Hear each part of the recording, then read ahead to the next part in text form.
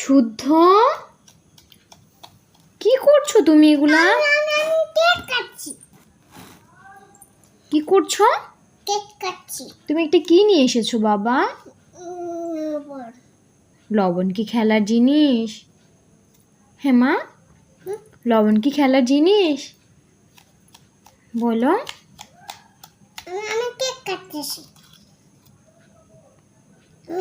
আমি কেক কাটতেছি। এটা কি কেক? এটা তো লবণ বাবা। নেব না। এভাবে করে রেখে আসো। এভাবে করে লবণটা দিয়ে দাও মা, নিয়ে যাই। না থাক রান্না করতে হবে না, না নিয়ে গেলাম। থাক দে। তাহলে রান্না করব কি দিয়ে? তুমি আমাকে বলো রান্না করব কি দিয়ে? কে ফেলেছে? আমি ফেলছি কেন?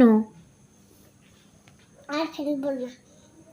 ফেলেই তো দিয়েছো, আর ফেলবে না বললে হবে? এই লবণগুলো দিয়ে কি হবে সেটা বলো। এই লবণগুলো দিয়ে কি হবে? নো, লবণ খেলে কি হয় জানো? অন্ধ হয়ে যায়। বন্ধ হয়ে যায় না। সত্যি, বেশি লবণ খেলে অন্ধ হয়ে যায়, বড় হওয়া যায় না।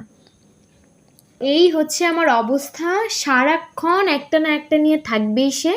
মানে কখনো লবণ, কখনো চিনি, কখনো চাল, কোনো কিছুই ঠিকঠাক থাকবে না। সাজার জিনিস তো আমি কোনো কিছু খুঁজেই পাই না, সাজার জিনিস সব লন্ডভন্ড করেই ফেলে। তো ভেবেছি সব কিছু একদম হাতের আড়ালে রাখবো। এই লবণটা যতবারই লুকাই, খাওয়ার সময় তো নামাতে হয়, বাট সে হচ্ছে নিচে যখনই নামাই টুপ করে নিয়ে চলে আসে।